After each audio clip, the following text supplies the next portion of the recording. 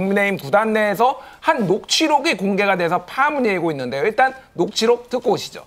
오늘 난 정무수석이 들어가자마자 정무수석이 나한테 오늘 바로 그렇게 하는 거예요. 민주당의 한강에 가지고 대통령 공격하면서 책임을 져서 한마디 말하는 사람인데 나 그런 식으로 책임을 하면 안 돼.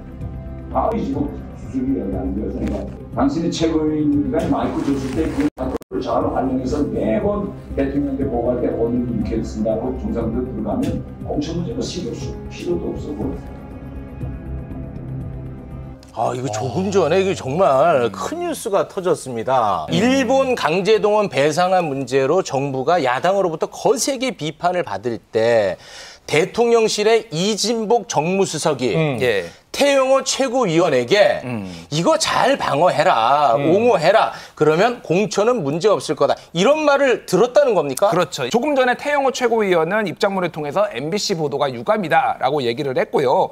이진복 정무수석 만난 건 맞다. 하지만은 이 수석이 자신에게 공천이나 한일 관계에 대해서는 얘기하지 않았다. 이렇게 얘기를 했습니다. 네. 근데 저 목소리와 저 톤은 그럼 뭐냐 이제 이런 의문이 좀 남을 수밖에 없는 거죠. 네. 그리고 녹취에 있는 내용은 자신이 보좌진을 안심시키려고 한 말이다 이렇게 얘기를 했습니다. 사실 태영호 최고위원 지금 굉장히 또 요즘 뜨겁잖아요. 그렇죠. 설화 리스크 있습니다. 4.3 사건과 관련해서 김일성의 지시로 4.3 사건이 일어났다라는 그 발언에 대해서 정치적 소신에 대해서 역사적 소신에 대해서는 변함이 없다 이렇게 얘기를 했거든요. 그러니까 다들 좀 이상해했어요. 지금 징계를 앞두고 있잖아요. 네. 그런데 왜 이렇게 강하게 나오지? 그래서 믿는 구석이 있는 건가? 태영호 최고위원이 다음 총선에서 출마 안 하려는 거냐라는 건데 알고 보니 믿는 구석이 있었던 거죠.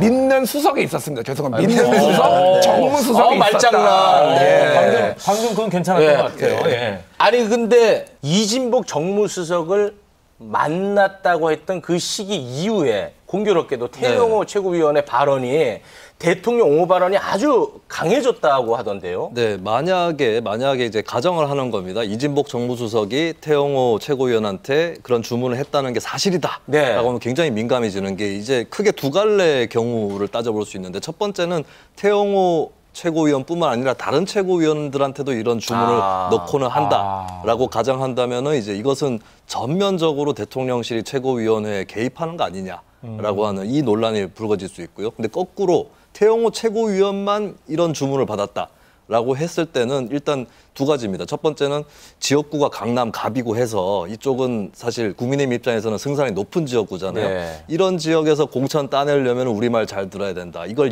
이용한 것이 아니냐라는 말을 들을 수가 있고 두 번째는 아까도 얘기가 나왔지만은 특별관리 선수가 아닌가. 그렇게 되면 이제 4.3 발언 또 대통령실과의 교감 이런 것들이 배경이 돼서 믿을 만한 구석이 돼서 했던 발언은 아닌가.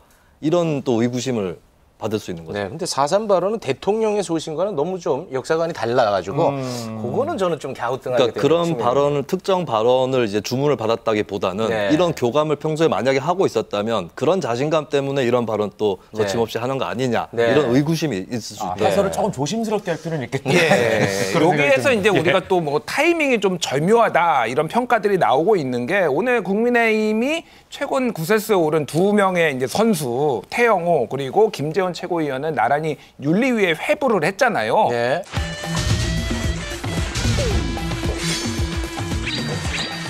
대표님을 비롯한 동료 최고위원 여러분, 또 당직자 여러분께 신뢰를 끼쳐드려 대단히 죄송합니다.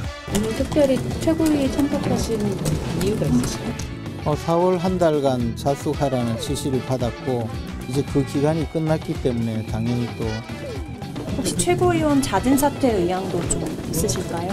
그것은 아직까지 생각해보지 않았습니다.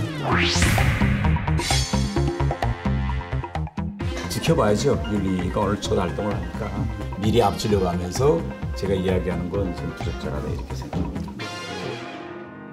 두 사람의 어떤 표정, 말투 여기에서 확실히 온도차가 납니다. 태영호 최고위원은 약간 만면 기자들 만나면서 미소도 띠면서 여유가 있어요. 네. 뭐 내가 얘기하는 거는 부적절하다. 그리고 김재원 최고위원은 쉽게 얘기하면 바짝 엎드렸죠.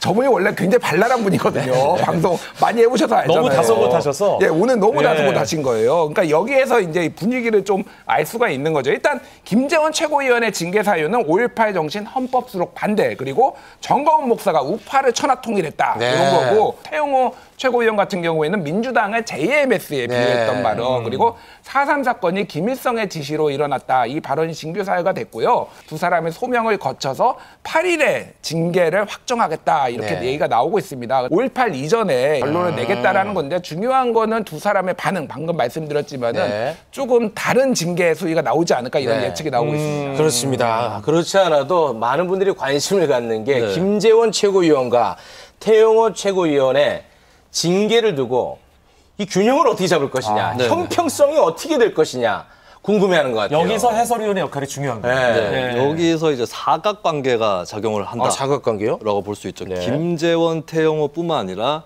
김성원, 이준석이라는 또 다른 두 정치인이 있습니다. 전례. 네, 전례, 판례와 비슷한 것이죠. 예를 들면은 김성원 의원 같은 경우는 수해복구 현장에서 비 좀 왔으면 좋겠다. 비가 더 왔으면 좋겠다. 사진 잘 나오게. 그게 이제 당원권 정지 6개월이 나왔습니다. 6개월이요? 그리고 이준석 전 대표는 양두구육, 신군부 이런 표현을 친윤 쪽에 썼기 때문에 그로 인해서 이제 당원권 정지 1년이 추가됐거든요. 1년. 그러면 이제 사람들 생각했을 때 김성원보다 이번 건이 더 심한 거 아니야? 이준석이 징계받았던 것만큼은 받아야 되는 거 아니야? 이런 선이 생길 수가 있거든요. 그럼 이제 6개월, 1년 이 정도의 선이 생길 수 있는 것이고 이제 남은 거는 김재원, 태영호 두 최고위원에 대한 징계 수위의 형평입니다. 근데 한편에서 생각해 봤을 때는 김재원 최고위원은 4.3 유족들한테 사과도 했고 근데 태영호 최고위원은 하고 있지 않는다. 그렇습니다. 그렇다면은 태영호 최고위원이 더 크게 징계받아야 되는 거 아니냐 이런 여론도 있을 수 있는 거거든요. 이 사이에서 굉장히 이제 윤리위원회 고심도 깊어지지 않을까 이렇게 봅니다. 제가 한번 예측을 한번 해보겠습니다. 예측 언제나 틀려봤거든요. 언제나 틀렸어요. 언제나 틀렸다고요? 아닙니다. 시사계 펠레입니다. 시사계 가벼운 마음으로 붕해로 또 알려져 있습니다. 김기현 대표의 뭐 결선 투표 없이 바로 간다도 제가 맞춘 바 있어요. 제가 정확하게 하겠습니다. 김재원 최고위원 당원권 정지 6개월. 6개월. 태영호 최고위원 경고. 이렇게 끝날 것 같습니다. 정지 없이? 예, 왜 그러냐면은 아까 얘기했듯이 보수 진영 내에서도 태영호 최고위원의 발언을 지지하는 분들이 상당히 많아요. 예를 들면은 태영호는 틀리지 않았다. 뭐 동아일보 김순덕 대기자가 뭐 칼럼도 따로 쓸 정도로 뭐 이런 식의 이제 생각들이 있단 말이에요. 그리고 이진복 전문수석, 믿는 수석도 있고 전체적으로 봤을 때 그래서 징계가 강하게 안 나올 것 같다. 그래요? 이런 관측을 제가 한번 해보겠습니다. 김재원 최고위원이 조금 억울하다고 생각하지 않을까요? 그러게. 근데 김재원 최고위원은 약간 찍혔다라는 얘기들이 좀 정치권에 돌았어요. 너무 개인 플레이 한다. 본인의 정치만 챙긴다. 이런 것들이 있어서 조금 더 징계가 높을 것 같습니다. 태영호 최고위원 녹취록 보게 됐잖아요. 이게 만약에 사실로 드러난다. 그렇게 된다면 이진복 정무수석은 어떻게 되는 건가요? 누가 대답해 주시겠어요? 제 예측으로는 제가 김준일 에디터보다는 조금 더 잘 맞추는 것 같은데.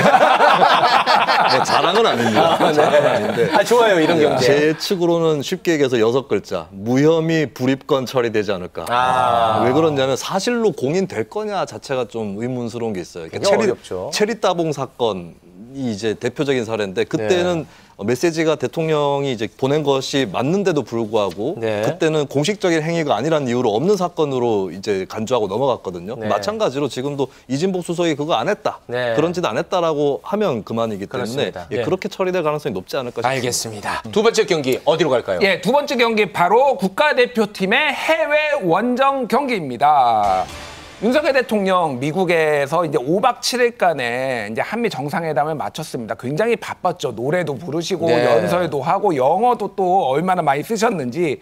그래서 윤석열 대통령이 오늘 이제 새벽에 돌아왔는데요. 윤 대통령이 바이든 대통령과의 만남을 굉장히 흡족해 했다. 이런 얘기들이 나오고 있어요. 백악관을 떠나면서 이런 말을 했다라고 합니다. 바이든 부부와 전생에 깊은 인연이 있는 것 같다. 이런 얘기를 할 정도로 굉장히 만족스러웠다고 후문이 들리고 있습니다. 이번 국빈 방문 5박 7일 동안 하이라이트 장면은 어떤 건가요? 김수민 해설위원. 제가 꼽은 하이라이트 장면은 바로 화면 보고 오시겠습니다.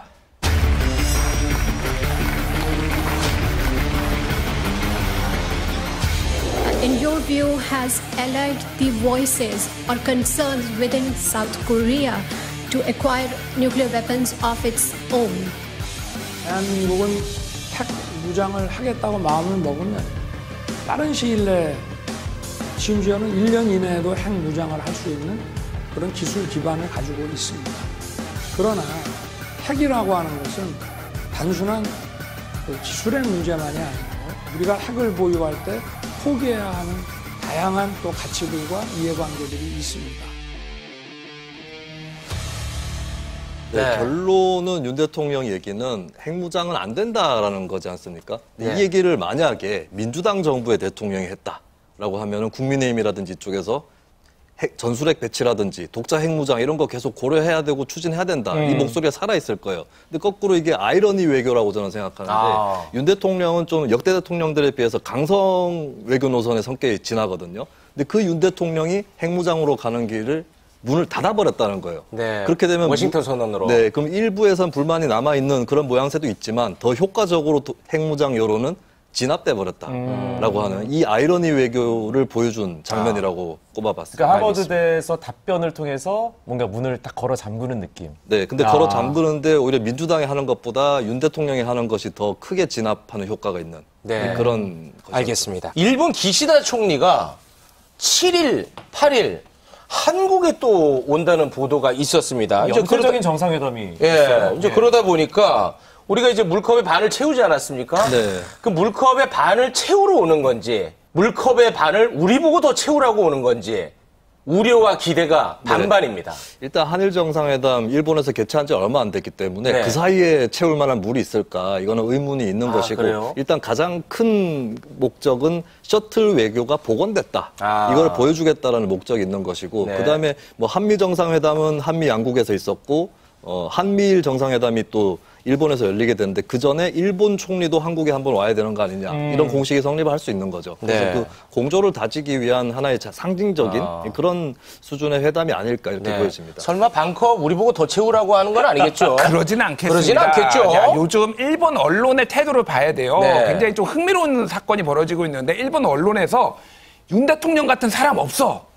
이 기시다 총리 당신도 좀 양보해라 이런 사설이 막 쏟아지고 있습니다. 그렇습니까? 그러니까 일본에 이 정도로 우호적인 한국 대통령이 없었는데 지금 지지율이 폭락하고 있으니 기시다 당신이 가서 좀 도와줘야 돼. 그래야지 윤 대통령의 이런 우호적인 관계가 계속 유지될 수 있다라 이런 취지예요. 그래서 지금 오늘 조태용 국가안보실장이 일본이 한국의 국익에 도움이 되는 일을 좀 해야 된다라고 얘기를 했으니 갑자기 재를 뿌리거나 그러지는 않고 네. 과거사 문제는 모르겠지만 경제나 안보에 있어서는 조금 우호적인 발언들이 나올 가능성이 있다. 이렇게 네. 말씀드리겠습니다. 뭐 이 부분은 한일 정상회담 치러지고 또 G7 또 히로시마 회의까지 있으니까 계속해서 다루도록 하겠습니다. 늦은 시간 나와주신 두 분 고맙습니다. 네, 감사합니다.